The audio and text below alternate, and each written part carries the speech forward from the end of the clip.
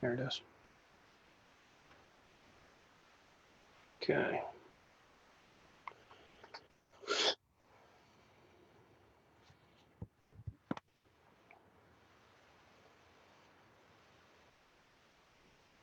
Hey, what's up, guys? Can everybody hear and see me? We're running a new computer system and we're having a little bit of difficulty right now. Hey, what's up, My volume wasn't down. I yelled at you. guys?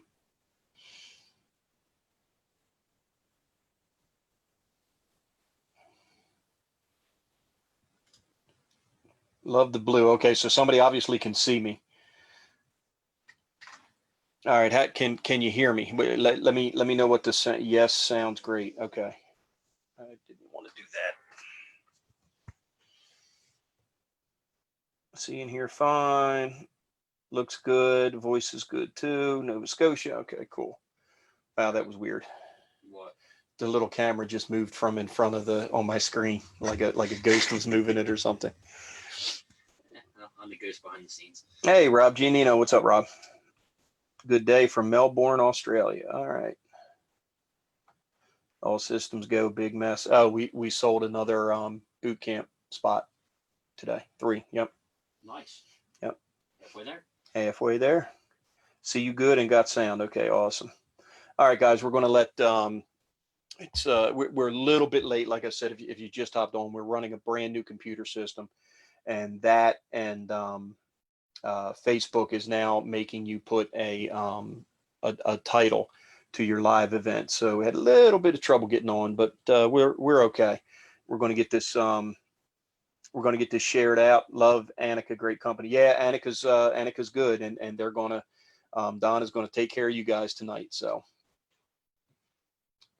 oh, Justin's watching. Justin Shalacy. Okay. Love the blue. All right, just give us a couple minutes. Let some people get on. We're getting it shared out to some of the other groups, and then we're going to get going here.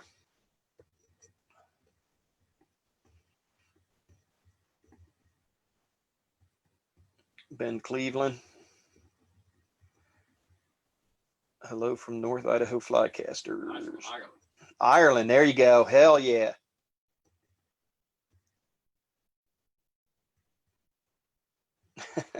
Justin. Oh man. What did he say? Where's the Irish green? All right, so I knew that was coming. There was a big. Yeah, and it's Sean. Yeah, there was a. I was getting messages over which vice I was going to tie on, and we're set up here with Liberty Blue, and here I'll tell you what.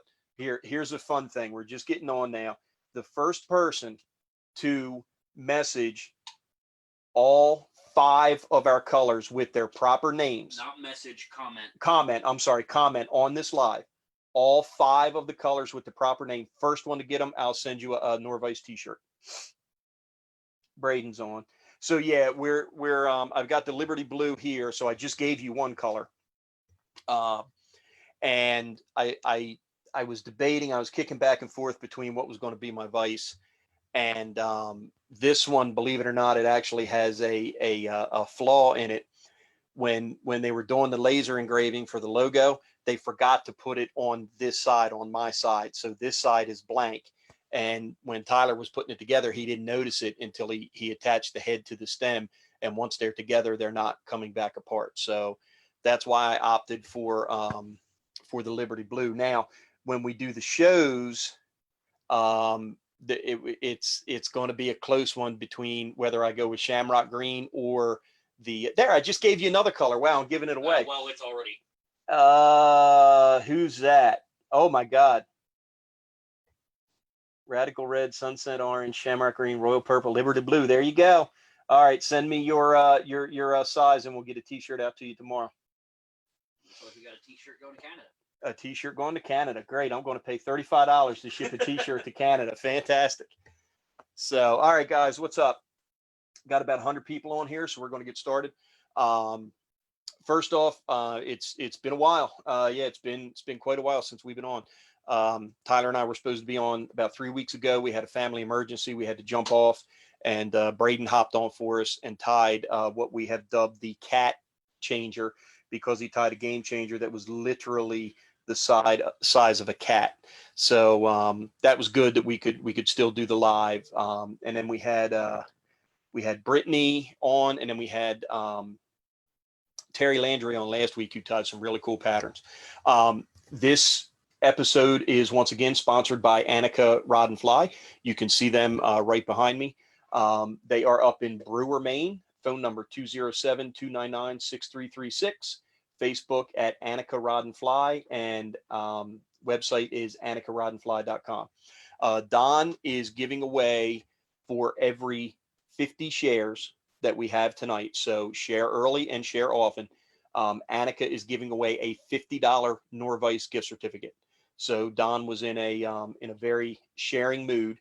The Christmas spirit hit him, so we've got shares. We will pick a winner, and you're going to get $50 worth of Nor-vise gear. So it's a good thing. If you're in the area, make sure you give Don a call. Great guy to work with, and he's been sponsoring these things for a long time. So we really appreciate that. Okay, let's get started. We're going to tie 3 Steelhead Nymphs that are these are 3 of our favorite nymphs. This was supposed to be a couple of weeks ago, and we had just got back from our hosted Steelhead trip, which was fantastic. The timing is still good.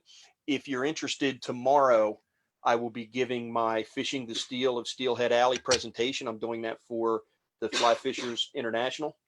We're going to get the link out on social media here. Probably Tyler's going to put it up as we're doing this live.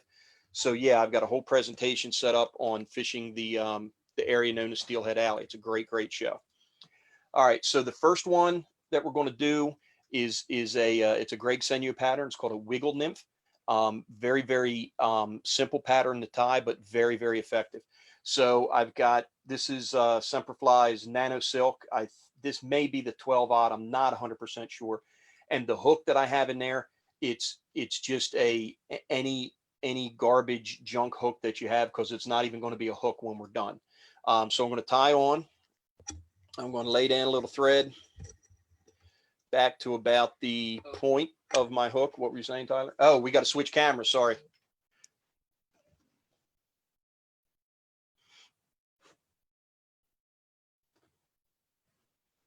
I got to going and didn't realize that we didn't switch cameras. All right, bear with us. Like I said, new computer system.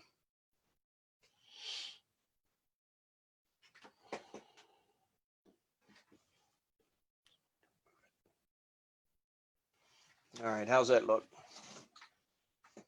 Yeah, that'll work. Okay, so I've just laid down a thread base. All right, now I'm going to take a little bit of Senio's laser dub, and this is in black. And this is cool because it has it's got kind of black and blue kind of tones to it. I really like this dubbing. And I'm just going to pull out just this is a very little bit. Very little bit. That's it. Okay. And I'm going to turn my vise. I'm going to dub this on, and it's such a little bit. I'm just going to put it on the old-fashioned way, and it's actually too much. Take a little bit of that off.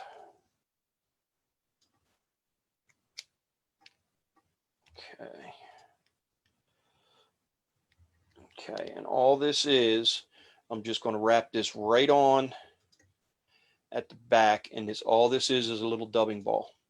That's all I want this to do. Okay, now I'm going to put my tail on. The original pattern uses biots for this. I'm using a product called Lightflex. It's a spandex rubber leg material. There's certainly nothing wrong with the biots. I like, for this type of pattern, I like these rubber legs. I think they move better in the water, and I think they may be a little bit more durable. So I'm going to take and I'm going to lock my vise at a 90 degrees. So I've got the top of the hook is facing me. I'm going to take one of these, and I'm going to come Try not to hit the camera. I came under the thread and then pulled it up on top of the hook, and you can see I'm using the weight of the bobbin is just holding that right there for me. And I'll put a couple of good tight wraps on. Okay, now I'm going to spin it around. I'm going to lock it at 90 again, so I've got the bottom of the hook facing me. And it doesn't really matter if you come over the bottom or the top. I'm going to come over the top. Now I've got one rubber leg on the far side and one on the near side. Okay, now I want them to lay down the side, the far and the near side of the hook. Okay, so I'm going to wrap them, and then you can always kind of, as you're wrapping them back, manipulate them around to get them on the hook where you want them. And what I'm doing, I want to use this dubbing ball, and I want to wrap these legs right up against that dubbing ball. And I want it, what that's going to do when I get them done is the ball is going to keep the legs kind of poked out to the side. So it'll keep the legs, or it'll keep, this is the tail rather, it'll keep the tail spread out so that in the water, the tail won't mat together. Okay, so I got the little dubbing ball, and then I got my legs sticking out. Now, as it's drifting, these will come back a little bit, but they won't lay back totally flat against the hook. So it'll still like it'll still look like there's two pronounced tails on this fly. Okay, now I got a little bit of this is ultra wire, brassy size in black, and I'm going to clip off a little pattern, a little piece here, and I'm going to tie it on, wrap back to my tie-in point. Now we're going to be doing a lot of spinning tonight, so I got my vise set up with the Magnum hubs, and I'm going to take this wire and I'm going to put it right down in between the gap of the jaws, and that'll keep it out of the way. If you had your material clip up here on the hub, you could put it on there, or you can slide it through the gap of the jaws, and that keeps it out of the way. We're going to advance the thread up to the eye of the hook. We're going to throw a half hitch in there, and I'm going to go on my cradle.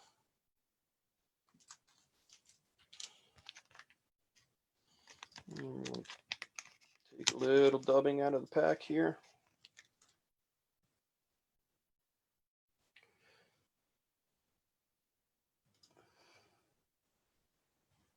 Sorry, I can't stay watching. We have a power outage. Oh, that sucks. Okay, so I got my dubbing teased out. We're going to activate the rotary function of the vise, touch the dubbing to the thread, and that dubbing's going to jump right out of my fingers right up onto the thread. And I'm just going to feed this up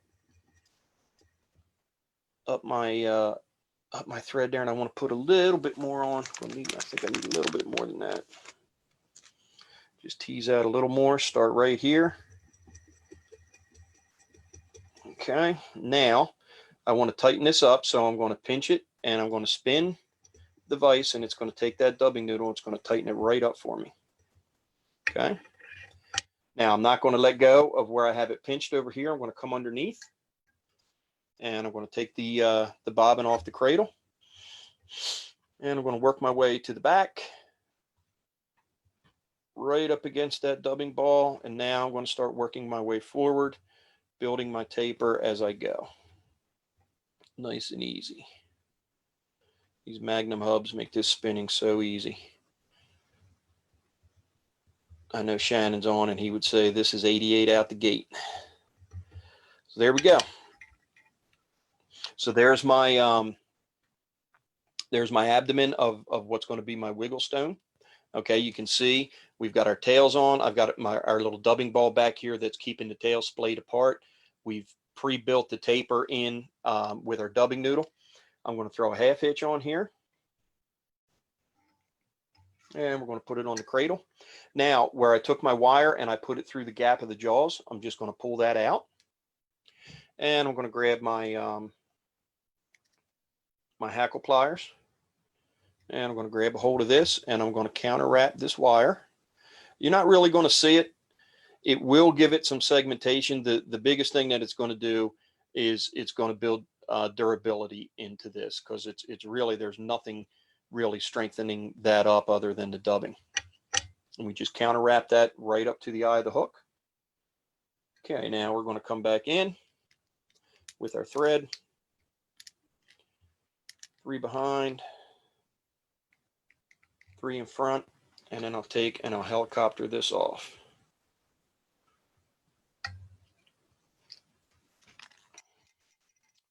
Grab my whip finish tool. Stephen Douglas, woohoo, I'm awake. You're awake.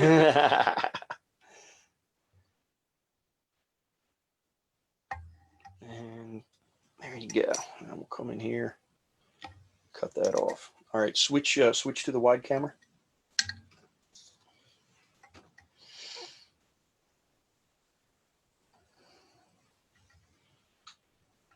Okay, so here is the abdomen portion of our wiggle stone. And now what I'm going to do, if you remember, I said any junk hook that you use will work fine. This isn't even going to be a hook when we're done. Okay, now I would recommend that when you're doing this that you wear some kind of safety glasses. Okay, but what I'm going to do, I'm going to take these side cutters and I'm going to come right up to that dubbing ball. Okay, and like I said, I would recommend you wear some glasses. I'm not wearing glasses, so what I'm going to do, I'm going to take my hand and I'm going to cover this up, and I'm just going to cut the hook off at the bend. And hope it doesn't shoot in your hand like Braden Miller. There you go. And that goes in the trash. And this is our tail section of our wiggle stone. And I am going to trim these tails off just a bit.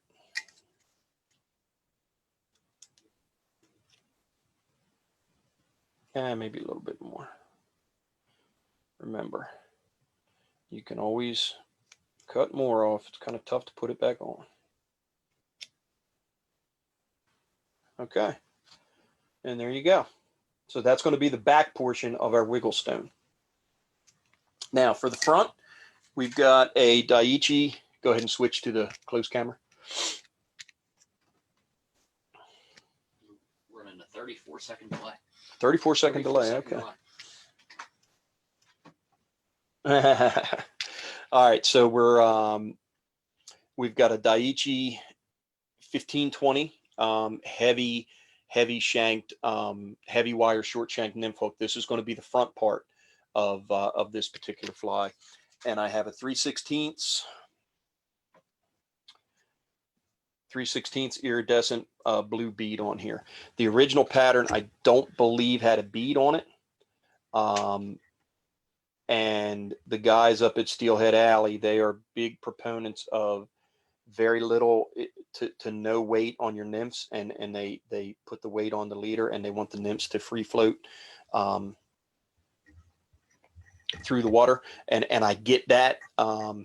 I started tying these with a bead a few years ago, and I really liked it, and I like the way that the blue bead matches up with the blue kind of hues in the dubbing. So again, that's why we tie flies. There is no right or wrong. This is a bit different or a departure from the original, but it's not enough that I could in any way, shape, or form say this is my pattern. All right, so we laid a thread base down back to the just above the barb of the hook, and for the connection, we're just going to use some 4X mono. This is what we call a non-load bearing connection, meaning there's no hook on the back, so you don't have to worry about, you know, like with some of the articulated stuff that we do, the fish biting the rear hook, and you know the connection having to hold together to hold the fish on. So this is, like I said, this is non-weight bearing, so the 4X or a 6-pound test will work fine.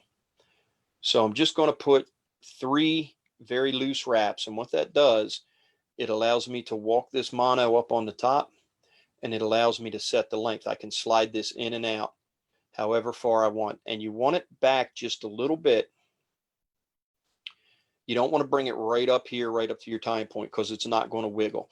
You don't want it way back here because it's not going to look right. So if you can imagine where the farthest part of the bend of the hook is, which is inside the jaws, but if you obviously the hook's going like this inside the jaws, You want the eye of your trailer hook about even with what would be the back of the bend of your front hook. Okay. And then I'm just going to put some loose wraps on, keep this connection up on top. And then as I get to the top, to the bead here, I'm going to take and I'm going to fold these back. And I'm going to wrap back over top of them. Get about halfway back here. And I'll cut them off. Okay. Easy peasy. Get up to the front, throw a half hitch on there, go on my cradle. No questions yet? It's hard to believe.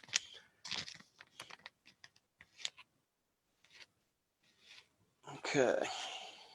This fly actually caught the fish that is on the back of all the Norvise pamphlets. Oh, that one with That you and one I? was Oh, okay. I Wigglestone. didn't know. Stuck it right in the nose. I didn't know that.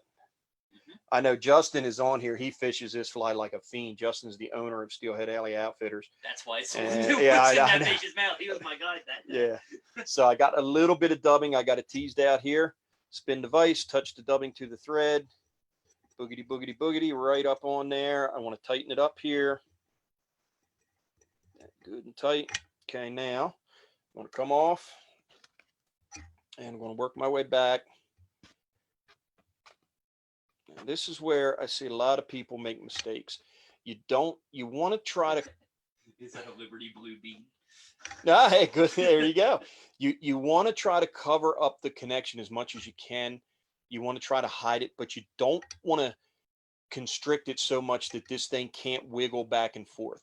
So I just want to put a little bit of dubbing on here. This is just to hide the connection, like so. Just a little bit. Okay. Now for my wing case, and it's all black. To be honest with you, I don't even know if you need a wing case, but I put one on just because. This is 5/32 stretch flex or scud back will do the same thing. And I'm going to take and I'm just going to clip kind of a point here, and I'll show you this once I get it done. So I've just clipped kind of a point, you can see, and that helps me get it tied in. I'm going to advance my thread up to the bead, and that little point makes things so much easier. And we want to make sure that we have this, the wing case, we want to make sure that it's on top of that it's right on top and on center of the pattern.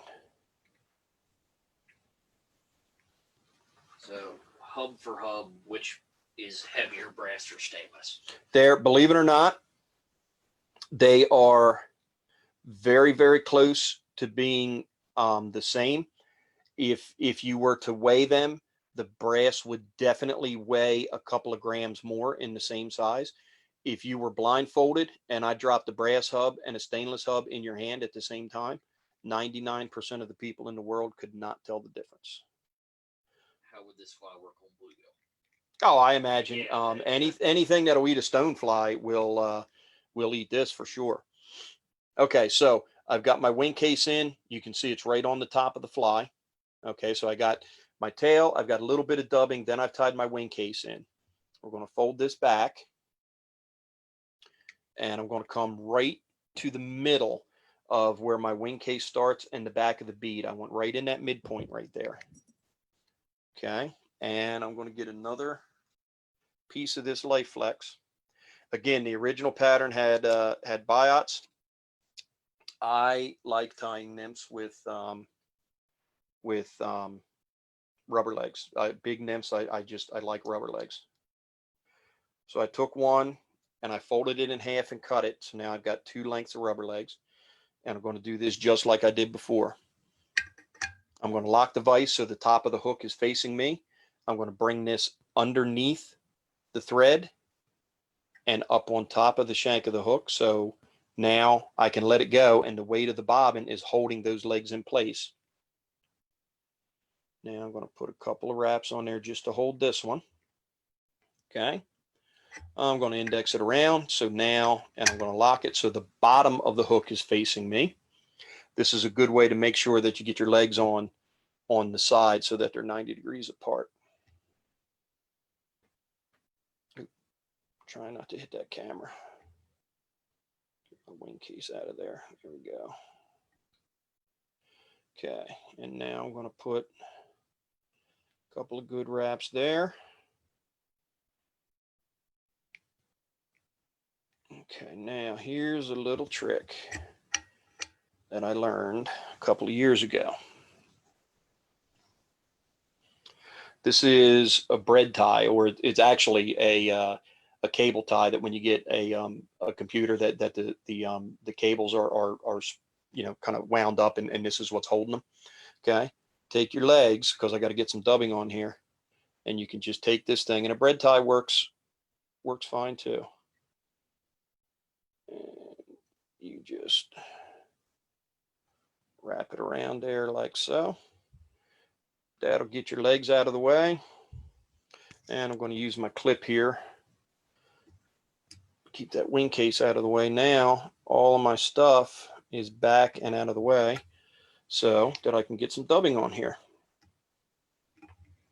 Throw a half hitch, go onto my cradle.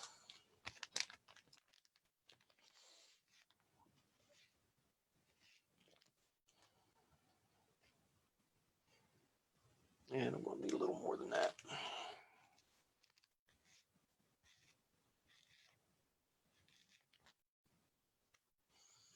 Okay, and we'll tease this out.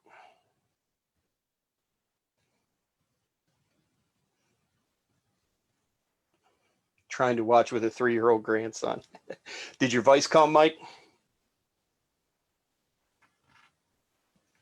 All right, so I got that teased out. We'll activate the rotary function of the vise. Spin the vise, that dubbing will jump right out of my fingers, right up onto the thread. And I need a little bit more. Probably got too much now, but that's okay. Now I'm going to hold this, pinch it here, and tighten that up. One thing I love about this nano silk, you can twist it till the cows come home.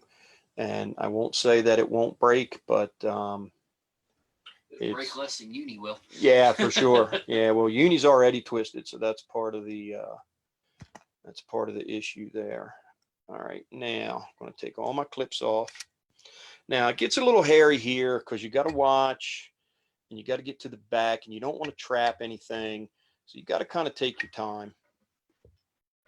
But we're going to actually use, I am going to put that clip back on because this wing case is wanting to be ornery. Okay, we're going to actually use the dubbing to kind of position the legs where we want it. And you got to take your time. You got to work your legs around. You don't want to trap them. It is a bit of a pain, but trust me, it's in the end, it is worth it. Okay. So now I got my back legs set. So now I'm going to start working my way forward. And we want to kind of taper this as well. So we want it to get bigger in the middle. Okay, and I'm working my way up. Now I'm to the point to where I've got to work my dubbing around my front legs. You just keep working them. Don't go crazy. Don't lose your cool. Oh, Don Corey got me. I was getting ready to get pissed off. Why? What happened? My new Liberty Blue didn't live up to its expectations. Why? I didn't tie any flies while I slept last night. I'm getting ready to delete the post and block it. You can't delete our sponsor. All right, so now just work it. It didn't tie flies while I was asleep. It was a knee-jerk reaction. All right, so now I've got a little bit of extra dubbing on here. See that little, when I said, oh, I need a little more, I should have just left it well enough alone. I'm going to pinch it down here in the middle, and I'm going to treat this like a dubbing loop. 3 in front. Again, I got to work my way around these legs. 3 behind. Get that. Did I get my leg in there? I did.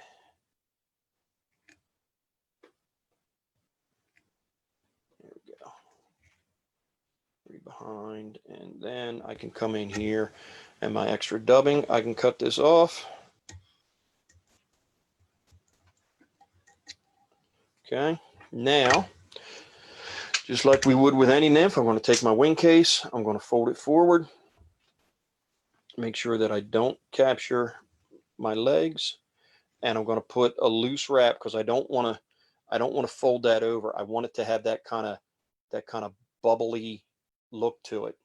So you don't want this folded. You want it to kind of conform around the shape of your body. Put a couple good tight wraps there. Then I'm going to fold this back. And I'm going to put a couple good tight wraps there to make sure that I've got that captured. I'm going to clip this off. So when I clip it, I'm going to stretch it out a little bit. Come in here with my scissors. Actually, I want to get my fine point scissors. Casey goes, Tyler, that caught my attention really quickly too. Okay, now just to finish it off, this is purely aesthetic because of that kind of funky gap in between the bead and the wing case. I'm just going to put just a little bit of dubbing on there, and I'm going to do this the regular way because I'm not really doing a whole bunch of it. So there's conversations about some people not being able to get the dubbing trick down. What would you say? Start out with waxed thread, and what kind of dubbing to get used to it first? Make it easier and. Yeah, I would definitely, a wax thread is going to help for sure. The biggest, and I'll let me, when I get this next, the next fly on, I'll do a little demo and show you. The biggest problem that people have with the dubbing is they try to put too much on at one time. All right, so now I've got my wing case on. I've got my dubbing collar up there just to cover up that ugly spot. I'm going to take all four of these legs. Now I'm not stretching them. I'm not really putting any tension on them. I'm just kind of pulling them down. And then I'm going to come in here with my scissors and I'm going to cut them. We're going to have 20 people asking about Nor-vise scissors now. You can see the logo on them. Oh, okay. And there is my version of Greg Senyo's Wiggle Stone. Lower. And that thing lower. Okay. It will kick and it will wiggle, and that little tail just goes like crazy. We'll fish this under an indicator. I have stripped these like streamers, and believe it or not, and Patrick, don't get too mad at me, I've actually swung these on a two-hander and caught fish. So this is a simple pattern. It is a killer fly anywhere that there's steelhead, or anywhere that there's stoneflies rather. So yeah, that's Senyo's Wiggle Stone. Text from Casey Miller asking where the scissors came from. The scissors yeah, go ahead. They are a knockoff Dr. Slick scissor. That one of those, you'll get people from like Pakistan, like, can I send you flies or can I send you tools? And we finally say, Big yeah, camera. sure, you can send us tools. And we had no intention of ever ordering any, but they sent them to us and they're decent, but being a focused on made in America company, we don't want to order a bunch of Pakistani scissors to sell to our customers. So Dad has 2 pair and I have 2 pair, and that's all the Nor-vise scissors there are in the world. They're decent scissors, yeah, decent scissors for sure. We've had them like 2 years, yeah, but then again, we also don't tie flies, so. Yeah, it's true. All right, guys. Any questions on that? Oh God, everybody's talking about them scissors. Told you. Yeah. Okay, so real quick, the USPS has said that the last day that they will guarantee delivery for Christmas is the 15th.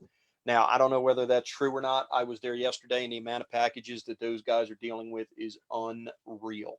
I just ordered a package from Yeti yesterday, and it says in big bold letters, it will not be here for Christmas. So we've been running a special all last week. We're doing free shipping on anything that is under 15 pounds. How come we have no logo behind me? Oh, I got to turn it off when you're tying because the jaws are shiny. All right. And it picks up on that, I guess, as a white background, and it tries to put the logo on the jaws, and it doesn't work right. New computer, guys. We're working our way through. So anyhow, we've been running a special. It started last Monday. It's going to end this Monday, tomorrow at midnight. So tomorrow night at midnight, Eastern Standard Time. Eastern, our time zone, Eastern Standard Time. We're doing free shipping, anything under 15 pounds in the U.S. Buy a standard brass hardware Norvise, you're going to get a free auto bobbin. Buy the Legacy, the standard Legacy black vise with stainless hardware, and you're going to get a bobbin kit for free. Buy the Legacy C, which is any of the colors. The Radical Red. Now I got to look at them. Radical Red, Liberty Blue, Shamrock Green, Sunset Orange, and Royal Purple. Any of those 5 colors. We're going to give you a bobbin kit and a pack of spools with that purchase, and we're going to ship it to you for free. That ends our time tomorrow night at midnight, so you still got a chance to take advantage of that. Okay, next fly. This is one of my patterns. This is called the PFN, and I designed this pattern for trout, and I tied it a lot smaller. But a couple of years ago, we started using it up in Erie on our hosted steelhead trip, and I showed them to. You're going to see what the virtual background looks like when it's on for tying here in a second, because there's one little overlay. Okay. And I had a bunch of them in my box, and I was fishing with Patrick, who's oh, that looks terrible. Yeah. Yeah. Now, okay. That's why we got to turn the logo off in the back. That's much better. Okay. So I was fishing with Patrick, and he saw them in my box, and he was like, "Oh, they're cool." So we started swapping flies, and this is a great pattern. Like I said, originally designed for trout, but we scaled it up a little bit, and we're using it for steelhead. This is Semperfli's classic 6/0 wax thread. We're using it's a traditional nymph. It's a knockoff TMC hook, and to be honest with you, I don't know where I got them. It is a number 217. These are fantastic hooks, and they're not expensive, but I don't remember where I got them. And I've got a 3/16 hot orange bead on there. All right, so actually on this pattern, the first thing we're going to do is I'm going to lay some thread down back to about the point of the hook. Okay. And I'm going to tie in a section of brassy hot orange Uniwire. This is a brand new spool of wire. And I'm probably going to mess it up, and it's going to go all over the place.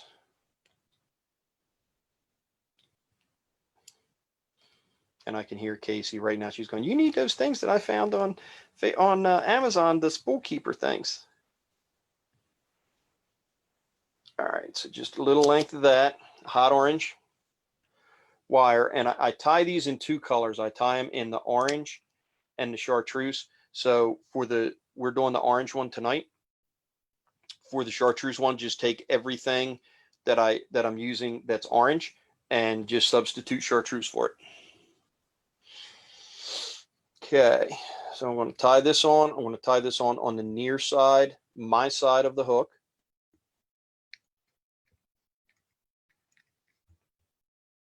Okay, now I'm going to take that just like we did before, and I'm going to slide it down in between the gap of the jaws, and that'll get it out of the way for me. Okay, now I'm going to take one of my favorite materials ever, pheasant tail. Okay, now if you notice this one, if you look at this side over here on this side, you can see the tips. They really have that cool looking iridescent kind of purple and yellow and other colors that we see in pheasant tails. This one over here, this side doesn't. Okay, this is not a center tail. So if you've ever seen a pheasant's tail, you have the one big long one that goes down the center, and it will have this on both sides. This tail would have been off of the looking at the head of the bird. This would have been off of the right side. So this feather would have had another feather on top of it, the way that they kind of shingle down, kind of like shingles on a roof. So these are perfectly fine to use, and there are uses for this side. But if you want this iridescent, just make sure you pick it off the right side. So a lot of people think, oh, I have to have a center tail and the other ones are no good. And that's just simply not the case. So I'm going to pull a handful. I got about 4 or 5 fibers. Okay. And I want this to be about the length from the eye of the hook to the point. That's about how long I want my tail. So I'll use my fingers just to kind of adjust that about right there. Switch hands, advance my thread back so that I'm right over top of the barb. Casey sent me that and Right said to show it to you about the not having the wires full tenders. Oh.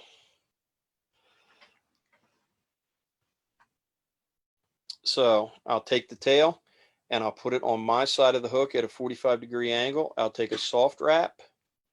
I'll take a medium wrap, and then I will take a hard wrap. And what that does is that'll walk that material right up on the top of the shank for me. Okay, now I'm just going to lash this down a little bit. I want to use this because I want to build up the bulk or the underbody of the pattern, so I'm not going to clip it off. And I'm just going to kind of wrap all the way up to the eye. And then I'm actually going to fold it over and I'm going to wrap back. And that is it. That's for nothing else other than to just build a little bulk up into the pattern.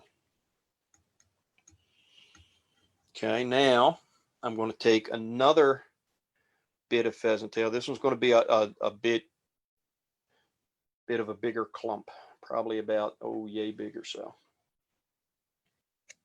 I'm going to pull those off. I'm going to even up the tips as best I can. Okay, and I'm going to tie this in. Now you're going to need as much of the length of this as you can get, so don't waste too much of it. This is going to be a big nymph when we're done. So you want to wrap just as much as you need to just to catch it.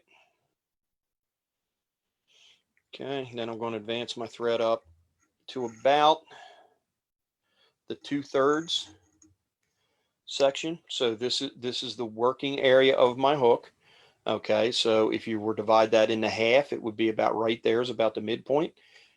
We want our abdomen to be a little bit longer than our thorax, so I go 2/3. So this would be from the back of the bead to here is 1/3. From here to here is about 2/3. And that's a tip that proportions when you're tying flies are very, very important. And you can tell a seasoned fly tyer when you look at their box, and if they have a row of nymphs in there and you're looking at 12 of them, if all the tails are the same lengths, if the abdomen and the thorax ratio is the same, the volume of the thorax is the same, that's when you can tell whether a guy's a beginner or whether they're a seasoned fly tyer. All right. So I'm at my 2/3 point, which is right here. I'm going to grab these carefully, because remember, you're only tied in by the tips there. So until you get a couple of wraps on this thing, you can have a problem. And then what I like to do with these is I like to twist them a little bit. Very careful. If this was a standard trout fly, it wouldn't be nearly as bad because you don't need as much of this material. But being it's a bigger nymph, you gotta keep and use all of the material. And I just put about a half a twist in every second or third wrap, and it gives you the really cool pheasant tail kind of look that we all love, but it also gives you a little bit of a segmentation. And you can see how much of that feather I had to use to get up to where I had to use that whole length of feather, but I got it on there and we're good. All right, so now auto bob and I come off my cradle, I'm right back in and ready to tie. And I'm going to get 3 really, really good tight wraps behind. I'm going to get 3 good wraps in front, and I'm going to repeat that again. No questions? There we go. Now I can let go of that, And I can come in here with my Pakistani knockoff scissors, cut that off. Now, before I start wrapping this, I want to get some thread wraps on there. I want to make sure that this thing doesn't unwind. There we go. Okay, so we'll throw a half hitch. And now, if you remember, and I've said this before on these live feeds, when you're doing a nymph body and you're putting the wire on, when you tie the wire on at the very beginning, tie the wire on the side of the hook facing you. This is very important. And the reason we do this, when you're wrapping your body, you're wrapping over the shank of the hook. When you counter wrap your rib, and typically when you're ribbing, you will do it the other way so that the wire crosses the body, the material on the body. It makes it more durable. Okay, so you're going to wrap under the shank of the hook. So I've got my wire here. I'm going to grab this with my hackle pliers. Now I'm going to rotate the vise away from me. And by tying this wire on the side of the hook facing you, what happens is when you first put tension on it right here, you're pulling on the bottom of the hook shank. Okay. And I'm going to set my angle, and we're just going to walk this wire right up the body. See how easy that is? Okay, the significance of that is when you tension it, have you ever went to counter wrap your body and you first tensioned it on the top of the nymph and your tail walked to one side or the other? That's because when you first put tension on that wire, the wire has to kind of crush the tail down to get to the shank of the hook so that where you put the tension on it. And that's why your tails move from side to side. If you do it this way, you tie it on the side of the hook facing you. Your first tension is on the bottom of the shank of the hook. And by the time you get around to the top, you're half a wrap ahead of where the tail is. You still get the same effect. You still get the same durability, but it doesn't move the tail, right? So if the tail moves, it's not going to matter. The fly is still going to fish. It just looks better. It looks better. It makes you look like a better fly tire, and it keeps your proportions and your overall finished package looking like a quality fly, which is what we want. So I'm going to do 3 in front, 3 in back, and I'm going to repeat that 3 times. Now I can come in here and I can helicopter this off. All right, so now you can see that pheasant tail with that hot orange wire going through there gives it a really cool kind of segmented look. Okay, so now we're going to come in here, same wing case material. This is 5/32 stretch flex or scud back. You can use thin skin as well. I like the stretch flex or the scud back because it's already cut to widths, and I can pick the proper width for the size nymph that I'm doing. This happens to be 5/32. I'll use that for the bigger ones, and then 1/8 inch I'll use for the smaller, like 14s or so that I'll tie for trout. Okay, I'm going to clip that little point on there like I did before. And I'll kind of jam that point right up against the bead. That helps me get it started. Okay, and then I can wrap this back, and I want to definitely keep the wing case on the top of the fly. And then what I like to do, I like to pull this forward, and now I can get an idea of how long my abdomen and how long my thorax is going to be.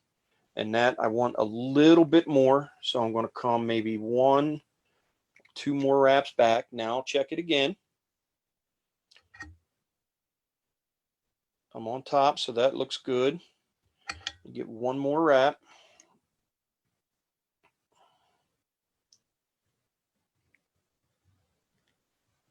And I'll check it again, and that looks real good. That looks really good. Okay, so that's what I want. So now just put a couple of cinch wraps on there just to make sure it stays. Come back up to the middle. Okay, now I did did. Bear with me for 1 second. I forgot a material.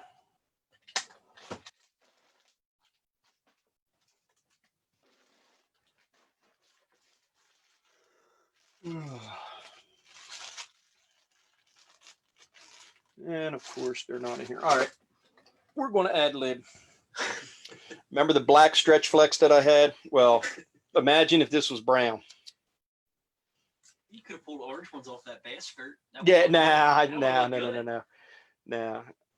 So I'm going to put, again, any of my bigger nymphs, anything that's above a size 14, I will typically put rubber legs on them. I think rubber legs look cool. I definitely think that they attract the fish. And this mistake may be a cool look when we get finished. So that's going to be my leg. So I'm going to come underneath the thread. Try not to touch the camera. All right. I've got the vise locked, so I got the top of the hook shank facing me, and I came underneath the thread and walked it up. Now the weight of the bobbin is holding the legs on. I'll put a couple good tight wraps. Okay, I'll spin it around. Now the bottom of the hook is facing me. Take my other leg here.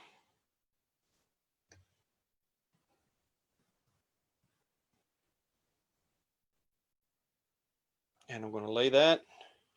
And with the bobbin, with the weight of the bobbin holding the legs on, I can take and I can move these and I can manipulate them to get them right on the side of the hook where I want. And then I can just give a little pull and then wrap them right back.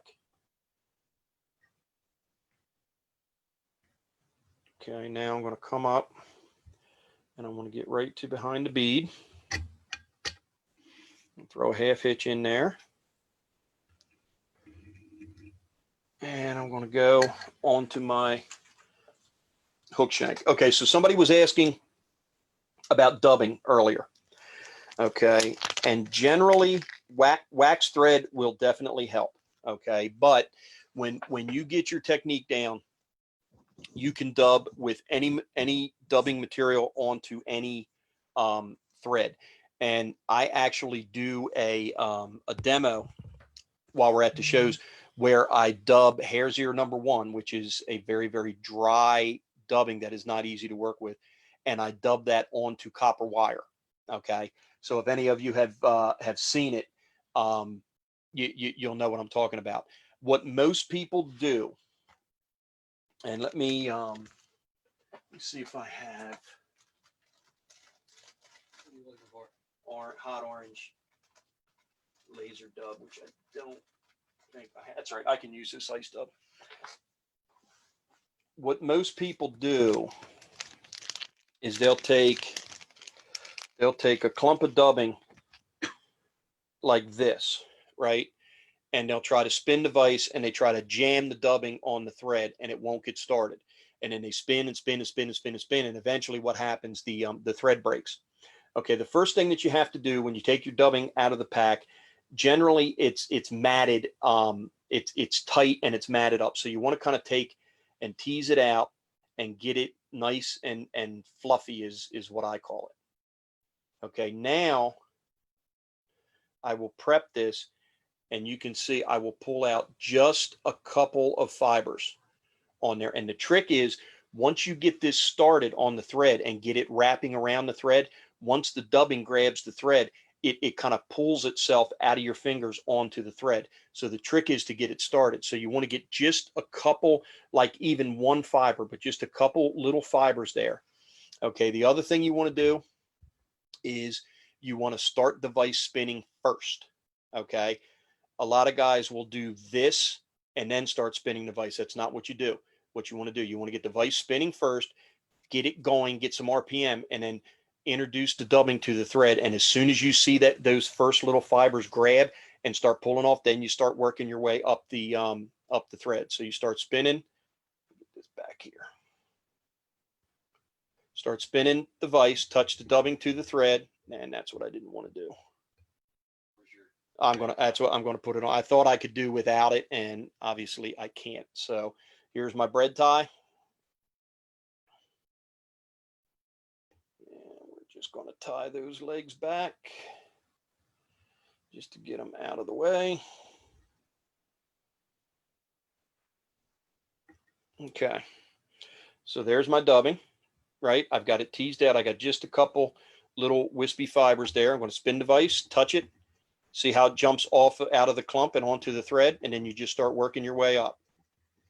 This is ice dub. This stuff does not dub the way that I like to. This is one of the harder materials to get the dub, but you definitely can get it on there, get it started. And there you go. Now I need to put a little more on. The trick is getting it started. Once you get it started, it'll stick to itself, kind of like Velcro. But you got to get that first, you want to tease it out like I'm doing here, right?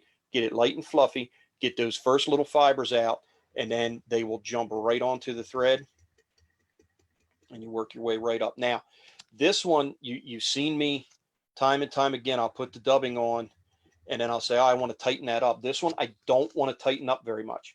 I want this one to be kind of loose and buggy, not so loose that it's going to fall apart, but not real tight packed like a dry fly. So that's about what I want. I want these kind of spiky, for lack of a better term, guard hairs, if you will, sticking out.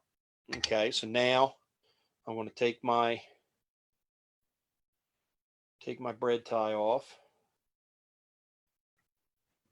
Okay, so it's out of the way.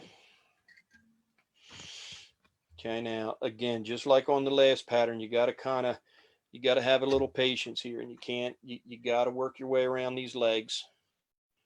And I'm in the middle, and now I'm kind of working my way back. So you gotta kind of move the legs out of the way. You want to make sure that you get a good bit of dubbing here. Your thorax should be about double the thickness of your fattest part of your abdomen.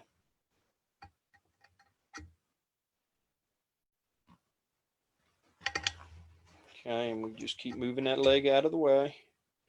Now I'm working my way up. Now I'm in between the legs, so I can put some bulk in there like so. Right now I'm going to get on the front side of the legs, and there you go. Okay, now I've got a little bit extra on here. I love dubbing so much that I always put too much on. Treat it like a dubbing loop. And I'm going to go 3 behind, 3 in front, and I'm going to clip this off. Come in here very carefully. Now I can kind of manipulate my legs around to where I want them. Obviously, you want 2 coming out of each side. I'm kind of liking this black leg thing too, because it's going to go well with the black wing case. Okay, now we're going to take our wing case. We're going to pull it forward. Remember, we don't want this to be folded. So I want to pull it forward. I want to put a little pressure on it so it has so it kind of conforms around the materials. And now I've got like 1/2 a wrap on it, but again, I'm using the weight of the bobbin, and then I can manipulate this where I want it so that my finished wing case is going to be in the area or be down the center of the back of the fly. So that's what I want. I'm going to put a couple of good tight wraps on it. I'm going to fold this back. A couple of good wraps in there. Let me get my Pakistani knockoffs. I'm going to stretch this, and I'm just going to come in here, knock that off. And now, just like I did on the other one, I'm going to get just a little bit. All I want to do is cover up that kind of ugly tie-in spot. And that's actually too much. Just a very, very little bit on there. Slide that up. Oop, don't catch your leg. Okay. And now we'll come in here.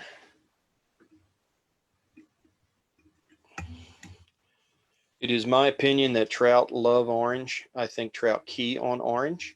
I do well with orange flies with trout. Like I said, this pattern was originally designed for trout, and everywhere we took it, we caught fish on it. And just kind of on a whim, I took some up to Erie, and I figured, hey, if a trout will eat it, why won't a steelhead eat it? and we did very well with it up there as well. So typically this will be a point fly in a 2-fly rig, and I'll hang like a little egg, sucker spawn, or something off the bend. And sometimes they'll eat the sucker spawn. Sometimes they'll eat the nymph. So there is O'Neill's PFN. And PFN stands for, I get in trouble for saying this. I'm a huge, huge hockey fan. And we're about 45 minutes south of Philly. And the Flyers colors are orange and black. And this is orange and black. So PFN stands for Philadelphia Flyers Nymph. But I'm not allowed to say that because I can get in trouble. So that's why we call it the PFN. But again, this one is in orange. This one is my favorite. I do tie them in chartreuse as well. Chartreuse, just everything that is orange, substitute chartreuse. So the pheasant tail body is going to be the same. You'll use chartreuse wire, chartreuse ice dub, and a chartreuse bead. And kind of as a mistake, but I'm really liking those black legs with the contrast of the orange dubbing and the black wing case. That's kind of cool. Usually I tie them with brown legs, but you know, what does Bob Ross say? There are no mistakes, just happy accidents. So Shannon Messer say you use whatever's closer to you and you fish it. Is that what he said? Yeah. Okay. So there you go. That's the PFN. So we did the Wiggle Nymph. We did the PFN. I got one more for you. Shannon said go Canes. Go King. All right, tie a red and black one, Shannon. Tie red and black one. There you go. So do you use it in a dropper rig? You can use it any nymph rig that you want to use it. Something that is that size, typically that would be what I call the point or the anchor fly. I will tie some with lead under the thorax, like we're going to do with the next pattern. He's talking a dry dropper rig, like under a big sand. Oh, you could, yeah, you definitely could. If you're fishing it under a dry and dropper, well, yeah, you're going to need a big. Well, if it was a trout, it would be like a size 14. If you're doing that, you may want to go, instead of a tungsten bead, you may want to go with a hot orange, like a standard brass bead. Tungsten may be a little much, or you may want to go with no bead. But yeah, you definitely can fish it on a dry and dropper. Killer bug, and it is caught. I mean, on some of the toughest trout rivers that we have in our area, Valley Creek, if anybody is familiar with it, one of the hardest rivers that we have to fish around here. And I have gone up the valley with that in a size 14 and a 16 and just crushed fish with it. So definitely a producer. Okay. So that's the second of our third fly. It is 805. All right. I'll spin this next one up quick. We've got another promotion that we started today. Many of you got an email about it. It's the Norvise 12 Days of Christmas. We're picking a different product every day, and we're going to highlight that product, and we're going to do a purchase incentive with a giveaway. So we actually started it on Saturday. The first one was a gallows attachment with a t-shirt, and some people took advantage of that. Today is the table clamps and a neck gaiter and a stripping guards, and some people took advantage of that. As we get closer towards Christmas each day, the items and the incentives are going to, just like the song, they're going to get better and better. So make sure you check Facebook every day. They're going to be posted right around noontime, and it's going to run for one day, so 24 hours. Remember, Annika Rod and Fly sponsored us tonight. So share early, share often. We have 3 $50 gift certificates that they have they've given us tonight. So 3 people are going to get $50 worth of free Nor-vise gear. All right, third fly, same hook, 3/16 gold bead. And this one, we are going to put a little bit of lead on. Okay, so I've got, what? I actually turned the video off instead of clicking the camera. New computer, new system. Bear with us. We got an IT guy coming down probably next weekend to handle everything. Are we on the little camera? Yeah. Okay. I don't know if you can see it yet, but we are. Okay, so I've got 25 thousandths lead wire here. All right. And again, because we're tying on a Norvise, I'm going to run that wire through the eye. All right, we're good. We're past it over here. We're past the blackout over there. Okay. And what I've done is I've put the wire through the eye, and I've ran it around to the back of the bead. And now I'm just going to hold this and I'm going to spin the vise. And I'm going to put about 5 wraps on. See how easy that went on? Okay, pinch that off with my thumbnail. Now I will come in here with my bodkin, pull this out, and I will take the vise and we will spin it the other way, and I will wrap this forward. I got to get it to grab first. I'll wrap it the old-fashioned way. And we push that up inside the bead. This fly is called the Smurf Stone. This is a buddy of ours, Patrick Robinson. This is one of his patterns. Great fly. Like I said, same hook, same bead, 3/16 bead in gold, and we've got about 7 wraps of 25 thousandths lead wire on there. This is chartreuse, classic Semperfli, classic waxed 6/0. And let's see here. First thing we're going to do is we're going to take a white rubber leg.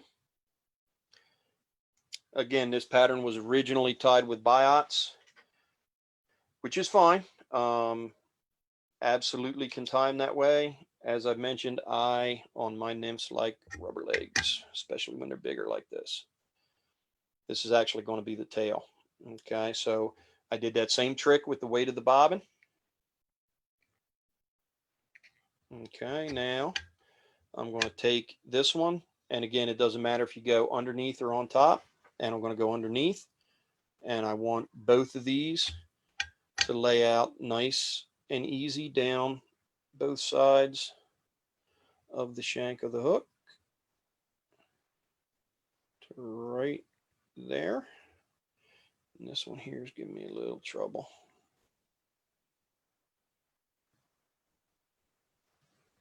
Okay, that's going to be our tail. Okay, now I'm going to come back up to the midpoint here. And our body is going to be a 2-toned wire wrap. So we've got ultra wire, medium, and hot yellow, and ultra wire, medium, in blue.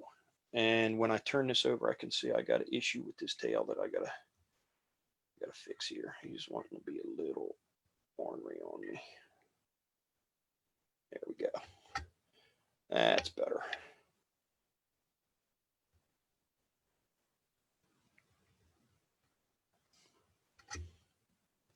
Still wanting to roll around that side.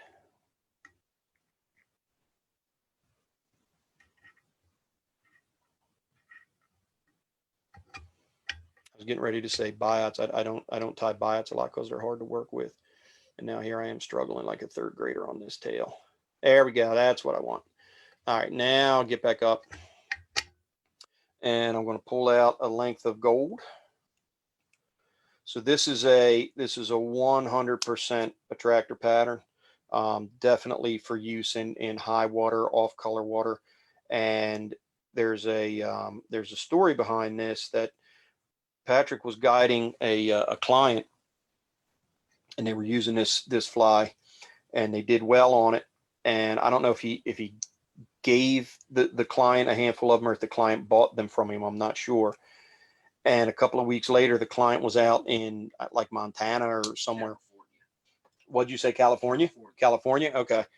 And they were on a trip, and they were having a tough day.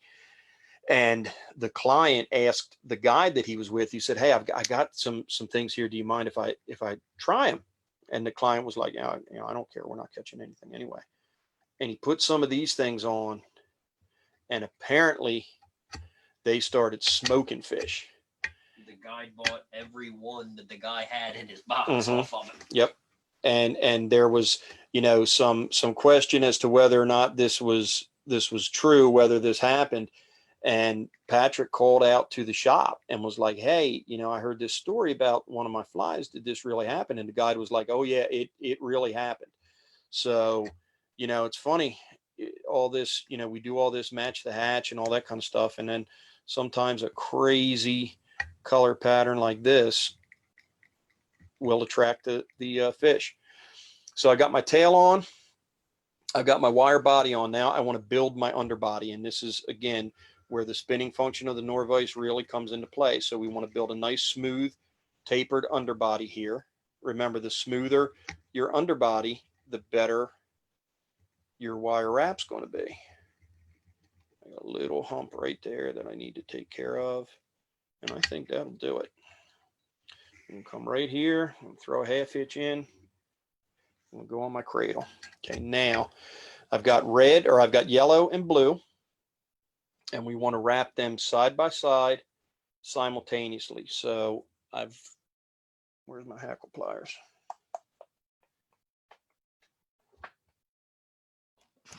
Oh, there they are, right there in front of me. If it was a snake, it would have bit me. All right, so we want to keep these side by side.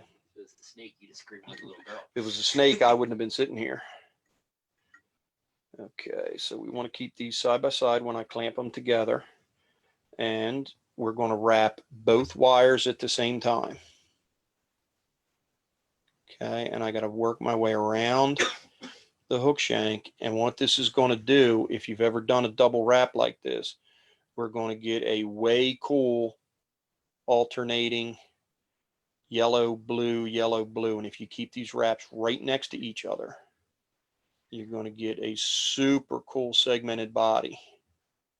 Check that out. So we're only at 57 shares right now. Wow. We need to share away because... Come on, guys. I mean, who doesn't want a free $50 gift card to a fly shop? Yeah, like, come on. There is nobody on here that can't use more material that's going to sit in the drawer. Well, it's the $50 gift card is to us. It's to $50 Norvise. It's a $50 Norvise gift card. Yeah. Yeah. So think about it. Who needs 10 more spools? Mm-hmm. Any of you on here with a bobbin needs 10 more spools. If you win, you get that for free. Okay. So there is our abdomen.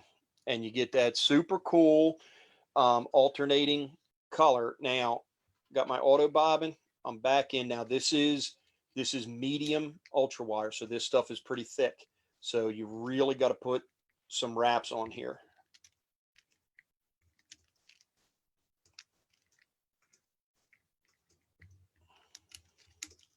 And I do 3 in front, 3 in back, 3 in front, and I do that 3 times. Okay, now I can come in here and I can helicopter this off. Should be able to. And like I said, there's one of them. This is medium wire, so this stuff it's not like, you know, you're breaking brassy wire off. You gotta work at it a little bit. There you go. Okay. And that tail is, maybe when I take it out of the vise, it'll be okay. All right, so now, just like we did before,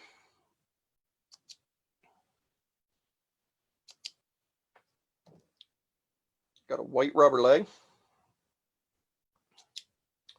And I'm going to index and lock the vise so the top of the hook is facing me.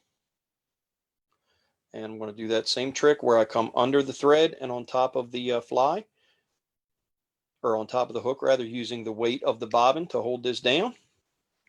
Lets me get some good solid wraps. Now I'm going to lock the vise so the bottom of the shank is facing me. Same trick.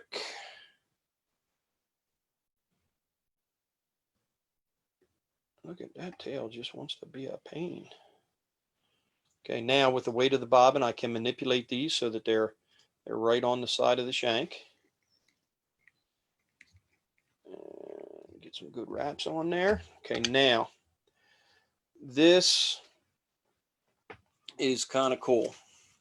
The original pattern, I believe they used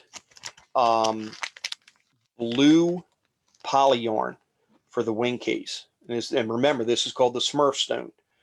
And you can't find blue poly yarn anymore. So what we've been using substitute is Ice Dub Steely Blue. There you go. Okay. And for some reason, and I don't know why this is, the Steely Blue Ice Dub, the fibers are super, super long in this. And it's longer than any of the other Ice Dubs. And I don't know why these are not chopped up fine like some of the other ones. But what we do, kind of like we do with the laser dub, is you just kind of keep pulling them out of the middle and then lining them up like we do when we're stacking laser dub. And that's what I've got, but I definitely need a little more. So I'm going to pull a little bit more out. And I'm going to pull it from the middle and stack it, and that kind of lines up all the fibers.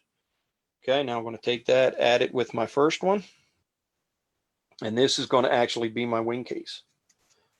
All right, so I've got my material here. I'm going to cut. Okay, now we're up to 153 shares. Oh, imagine that. Yeah.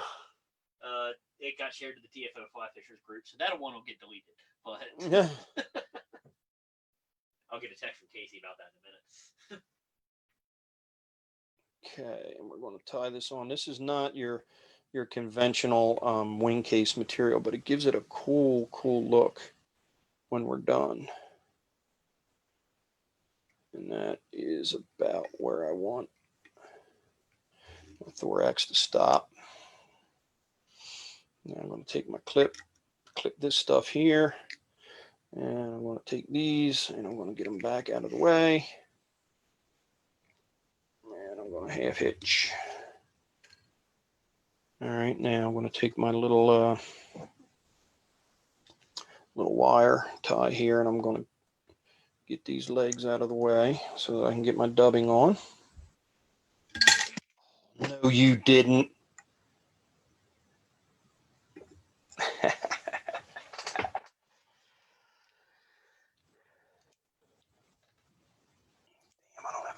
they're packed up. Hmm? They're probably not unpacked from. No, they're probably not unpacked from Tuck's Fly Shop.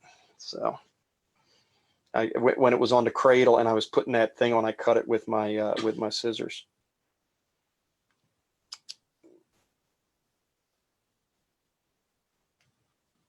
Here it comes. Oh, yeah, look at them all. Oh, spaghetti. Yeah, that's good. All right, so here's what we're going to do. We're going to change gears. I'll go to black. You're not going to be able to see it anyway when I'm done.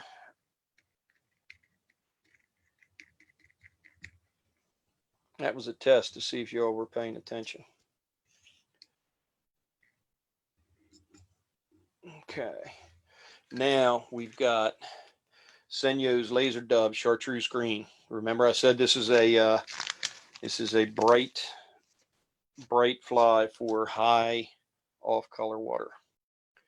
I'm going to tease out a little bit. Now remember what I said before. See how I've got just a couple little fibers sticking out here, right? I'm going to spin the vise, touch the dubbing to the thread, and away we go. That's the clip that you hear clicking on the just a little bit more on there. Now I'm going to pinch it here and I'm going to tighten it up. And that's good. Little bit of right there that I'm going to pull off. I don't quite want all that in there. And then tighten it up again. Okay, now I'm going to take this, hopefully do it without cutting my thread this time.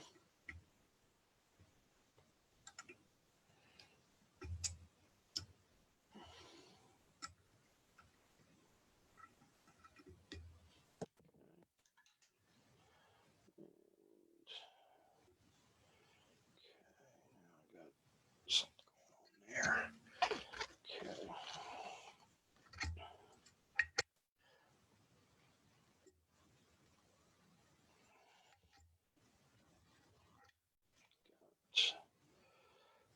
All kinds of things going on. I got thread in there that I got to get out. Okay, I got a leg. It's not laying where it's supposed to because I broke my thread. Let's see here. Get this one. This is surgery on the fly, guys. Get it for sure.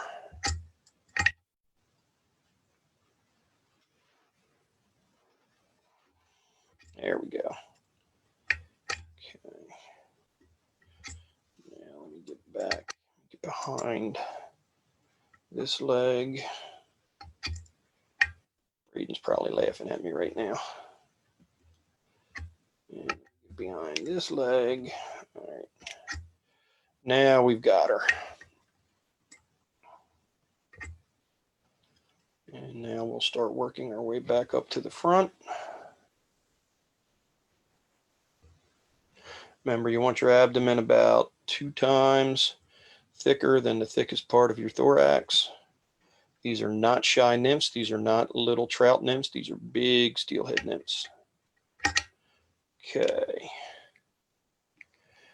Now, okay. Now we're going to take this clip off, and I'm going to take this steely blue, and I'm going to fold it right over the top.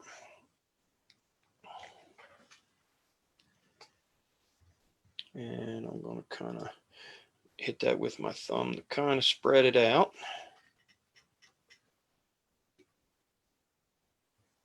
Three good wraps on top, put a couple more in front, and then I'll put a couple more on top. Come in here, cut the excess out. Okay, and just like I did on the other ones, I'm just going to peel off a little bit of dubbing here. And I just want to cover up that ugly kind of tie-in spot. Don't need a lot, just enough to cover that up.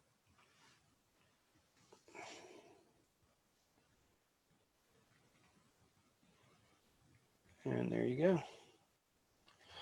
And we'll come in here.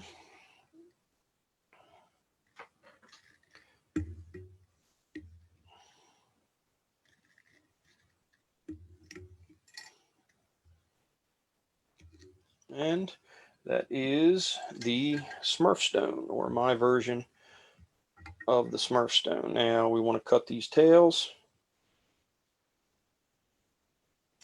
right there and do the same thing with the legs that I did before. I'll fold them down and I'll cut them all about the same length.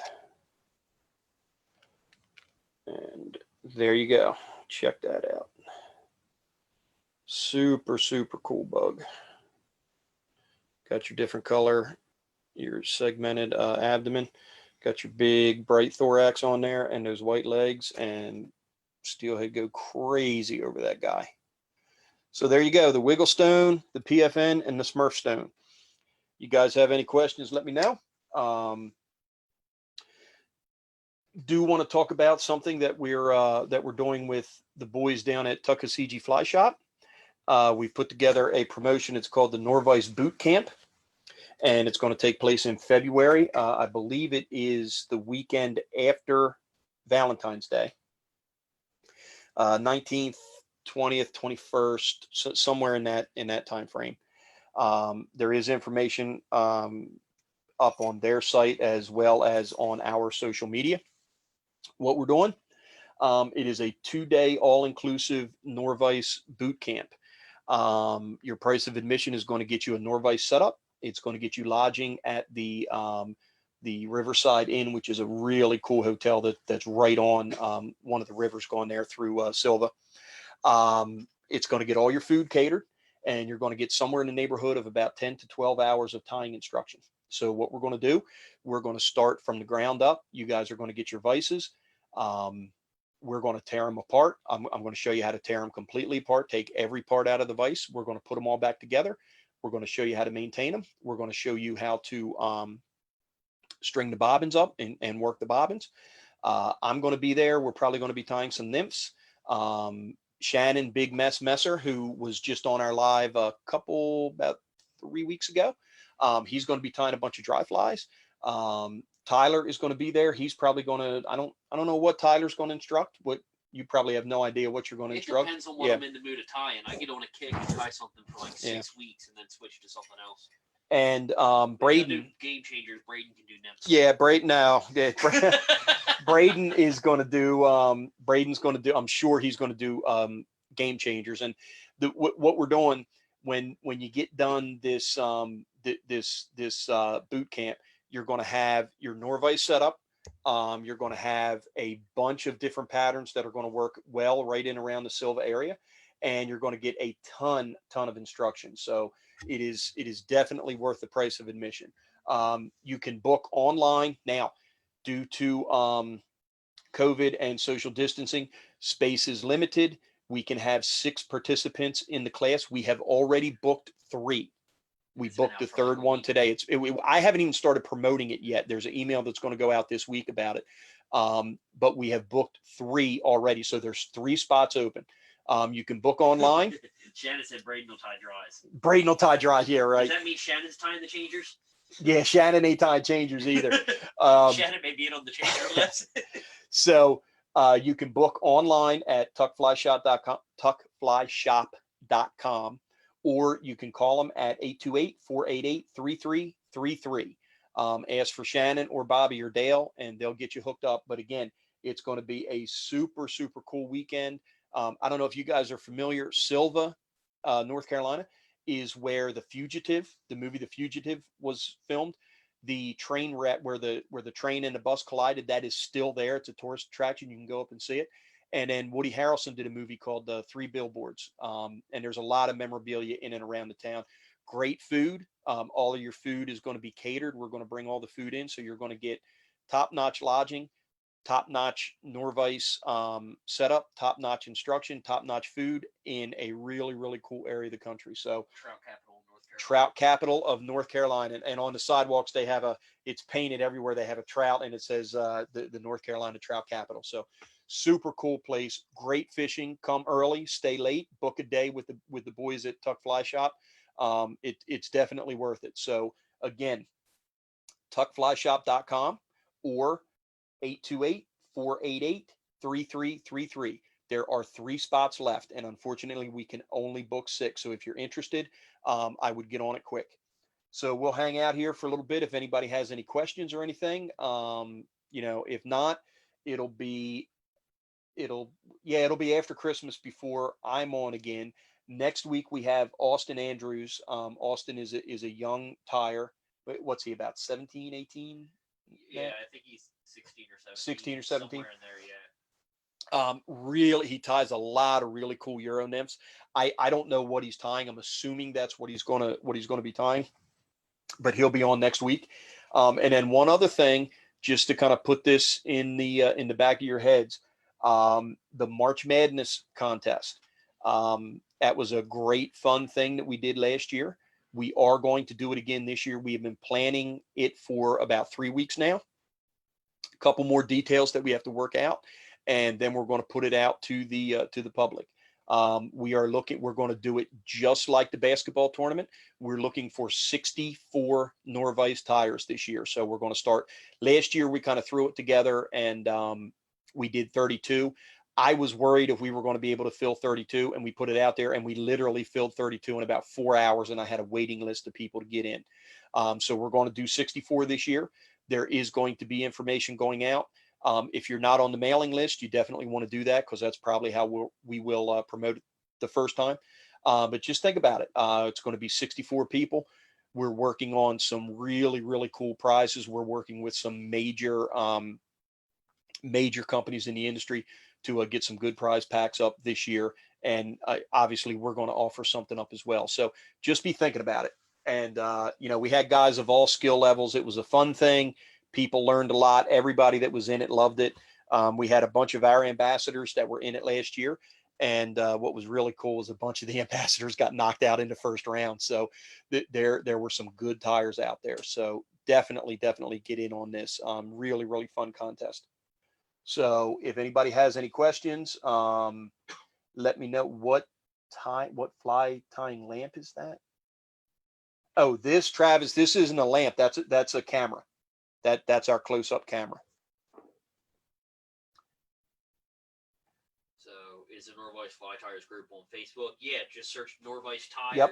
TIERS. Yep, it's a great group run by our buddy Mike Hawkins. Mike is on here now. I know he just purchased a Radical Red. I don't know if he's got it yet. He said he has not got it. He has not got it yet. Man, that sucks. Sucks. Yeah, I know. But yeah, the Norvise, the Facebook tires group, it's a great group. Casey just put the link in the Okay, there you go. There's the link. Definitely join that. Great people on there. There's no BS in the group like there is on some of the other Facebook groups. Mike just won't put up with it. We are on regularly. Our ambassadors are on. So most of the time, if you post a question up, if I don't answer it personally within an hour or two, one of our ambassadors will answer it. So it's a great place to get Norvise info. Ever thought of a tool holder rest to put on the vise? John, stay tuned, buddy. What if I have a Norvise? Do I get a discount? Or if you're talking about the boot camp, yes, if you already have the vise, we can back the price of the setup out of the overall price. Call the boys down at Tuck Fly Shop and they'll take care of you on that. Anything else? 198 shares. Silva is a nice town. Been there and caught some nice browns on the Tuck. We didn't get to fish the Tuck. We fished a little creek that I'm not allowed to name, and I named it on a podcast and I called it the wrong name, which was great.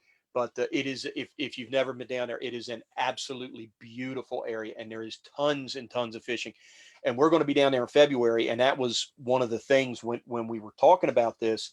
Dale was like, "Hey, I want to do this," and he said, "I'm thinking about February," and I'm like, "Well, now let's not get ahead of ourselves here. Can we fish in February?" And they were like, "Absolutely," and I said, "Okay, we're down." So Braden replied to Shannon and said, "If I'm tying dry flies, people are going to ask for refunds."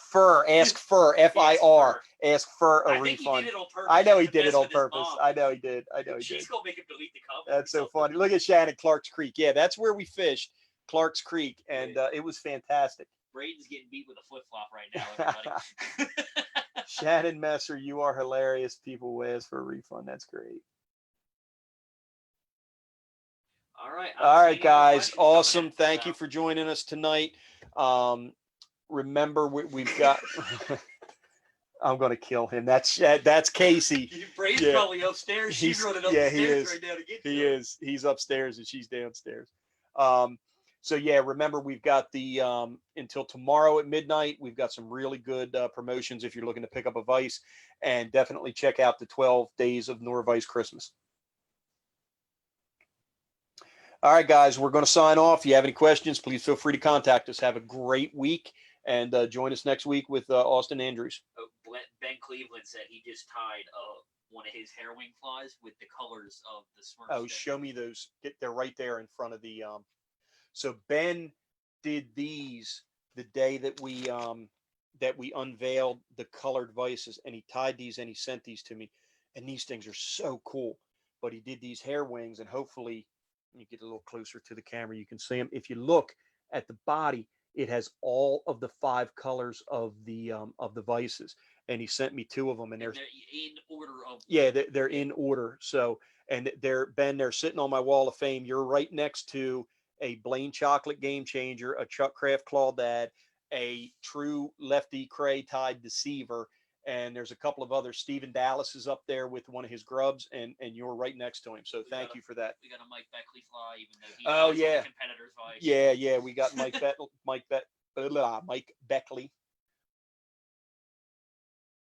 So, all right, I don't really see any more questions, so we're going to go ahead and. Thanks, Tim. Great instructions. All right, guys. Thank you very much. Have a great week.